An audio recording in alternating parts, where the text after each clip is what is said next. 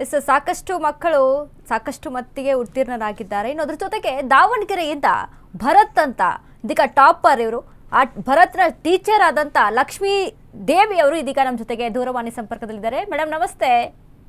ನಮಸ್ತೆ ಮೇಡಮ್.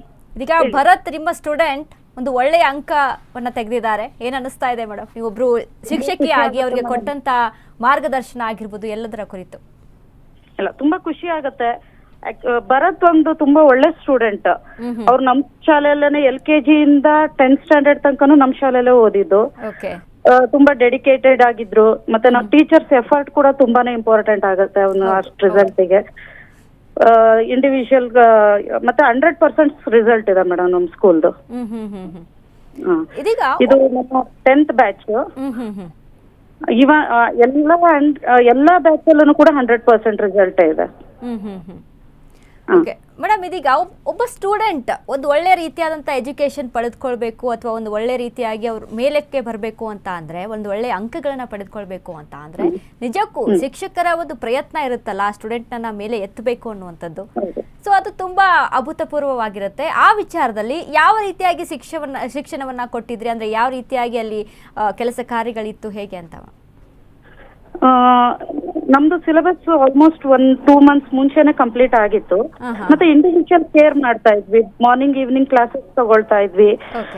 ಮತ್ತೆ ಈವನ್ ಎಲ್ಲಾ ಸ್ಟೂಡೆಂಟ್ಸ್ ತುಂಬಾ ಕೋಆಪರೇಟ್ ಮಾಡ್ತಿದ್ರು. ಸ್ಪೆಷಲಿ ಪೇರೆಂಟ್ಸ್, ಅವ್ರು ನಮ್ಮನ್ನ ನಂಬಿ ನಮ್ಮಲ್ಲಿ ಮಕ್ಕಳನ್ನ ಬಿಡ್ತಾ ಇದ್ರು. ಮಾರ್ನಿಂಗ್ ಈವ್ನಿಂಗ್ ಎಲ್ಲಾ ಟೈಮ್ ನಲ್ಲೂ ಕೂಡ ನಾವು ಕರೆದಾಗೆಲ್ಲ ಮಕ್ಕಳು ಬಂದು ಓದ್ಕೊಳ್ತಾ ಇದ್ರು.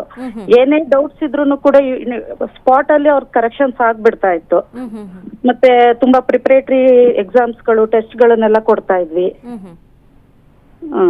ಸೊ ಈಗ ಒಂದ್ ಸ್ವಲ್ಪ ಎಕ್ಸ್ಟ್ರಾ ಕ್ಲಾಸಸ್, ಎಕ್ಸ್ಟ್ರಾ ಅದ್ರ ಮೇಲೆ ಎಕ್ಸ್ಟ್ರಾ ಪ್ರಯತ್ನವನ್ನ ಮಾಡಿದ್ದಕ್ಕೆ ಈ ರೀತಿಯಾದಂತ ರಿಸಲ್ಟ್ ಬಂದಿದೆ ಅಂತ. ಮೇಡಮ್, ಈಗ ಅಷ್ಟು ಒಂದು ಸಬ್ಜೆಕ್ಟ್ ಗಳಲ್ಲಿ ಯಾವ ಒಂದು ಸಬ್ಜೆಕ್ಟ್ ಅಲ್ಲಿ ಹೆಚ್ಚಿನ ಅಂಕಗಳನ್ನ ಪಡೆದುಕೊಂಡಿದ್ದಾರೆ ಗೊತ್ತಿದೆಯಾ? ಮೇಡಮ್, ಸೈನ್ಸ್, ಮ್ಯಾಥ್ಸ್ ಮತ್ತೆ social. Okay, thank you Ashwavega news ಜೊತೆ ಮಾತನಾಡಿದ್ದಕ್ಕೆ.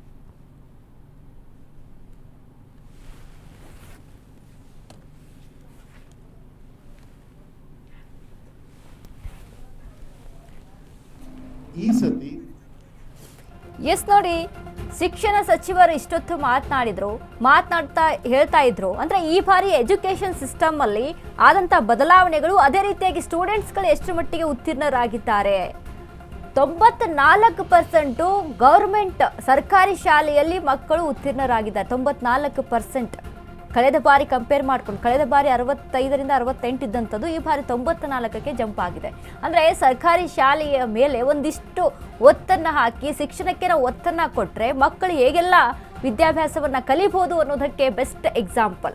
ಇನ್ನು ಅದರ ಜೊತೆಗೆ ಮೂವರು ಇವತ್ತು ಟಾಪರು, ಅತಿ ಹೆಚ್ಚು ಅಂಕಗಳನ್ನು ಪಡೆದಂಥವ್ರು.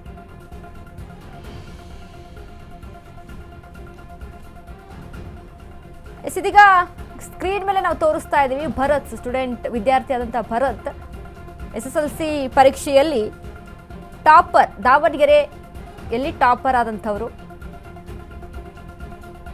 ಅಂದ್ರೆ ರಾಜ್ಯಾದ್ಯಂತ ಗಮನಿಸ್ತಾ ಇದ್ದೀವಿ ಮೂವರು ಹೆಚ್ಚಿನ ಅಂಕ, 625ಕ್ಕೆ 625 ಅಂಕಗಳನ್ನು ಕೂಡ ಪಡೆದುಕೊಂಡಿದ್ದಾರೆ. ಅದರಲ್ಲಿ ಈ ಬಾರಿನೂ ಸಹಿತ ಹೆಣ್ಣು ಮಕ್ಕಳು ಮೇಲುಗೈಯನ್ನು ಸಾಧಿಸಿದ್ದಾರೆ.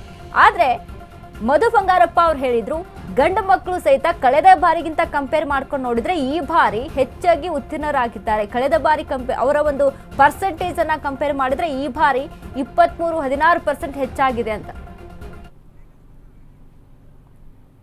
ಇದನ್ನ ಹಾಕಿ ಮಕ್ಕಳು ಇದು ಉಪಯೋಗ ಮಾಡಿಕೊಳ್ಳಿ ಫಾರ್ ಇಂಪ್ರೂವ್ಮೆಂಟ್ ಆಫ್ ಎಕ್ಸಾಮ್ನ ಇಂಪ್ರೂವ್ಮೆಂಟ್ ಮಾಡೋದಕ್ಕೆ. ಯಾರಾದರೂ ಪಾಸ್ ಆಗಿಲ್ಲ ಅಂತ ಹೇಳಿದರೆ ಏನೇ ಕಾರಣದಲ್ಲಿ ದಯವಿಟ್ಟು ಅವರನ್ನು ಈಗ ನಮ್ಮ ಇಲಾಖೆಯವರು ಕೂಡ ನಾವಾಗಲೇ ಡೈರೆಕ್ಷನ್ ಕೊಟ್ಟಿದ್ದೀವಿ. ನಾಳೆ ಬೆಳಗ್ಗೆಯಿಂದನೇ ಅವರು ಕಾರ್ಯರೂಪಕ್ಕೆ ಬರ್ತಾರೆ.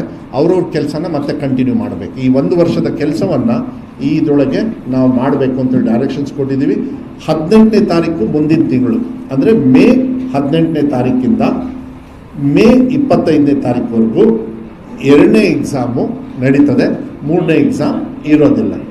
ಮೇ 18ರಿಂದ ಮೇ 25ನೇ ತಾರೀಕುವರೆಗೂ ಆ ಸ್ಕೆಡ್ಯೂಲ್ನ ನಾವು ಹಾಕ್ತೀವಿ. ಯಾವತ್ತು ಯಾವ ಸಬ್ಜೆಕ್ಟು ಏನು ಅಂತ. ಯಾಕಂದರೆ ಇಲಾಖೆಯವರು ಅದೆಲ್ಲ ರೆಡಿ ಆಗಬೇಕಾಗ್ತದೆ. ಕ್ವಶನ್ ಪೇಪರು ಅದೆಲ್ಲ ಅವರು ನಾನು ಯಾಕಂದರೆ ಆ ಕಡೆಗೆ ನಾನು ಮುಖನೇ ಹಾಕಲ್ಲ. ಆ ಡಿಪಾರ್ಟ್ಮೆಂಟ್ ಇದೆ, ಅವ್ರು ನೋಡ್ಕೊಳ್ತಾರೆ. ಹೆಚ್ಚು ಕಮ್ಮಿ ಆದರೆ ಅವರೇ ಹೊಣೆ ಹಾಕ್ತಾರೆ. ಅದಕ್ಕೆ ನಾವು ಆ ಕಡೆ ಹೋಗೋದಿಲ್ಲ.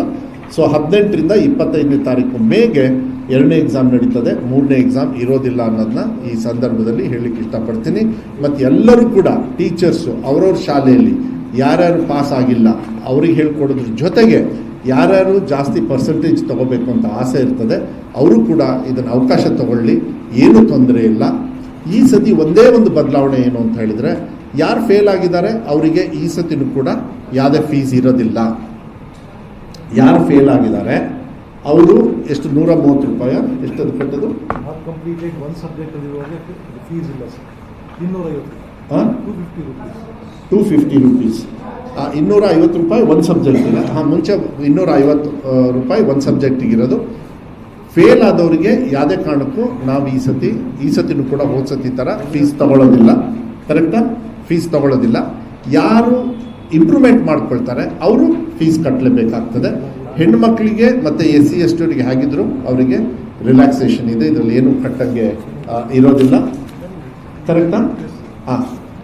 ಆದರೆ ಥರ್ಡ್ ಲ್ಯಾಂಗ್ವೇಜ್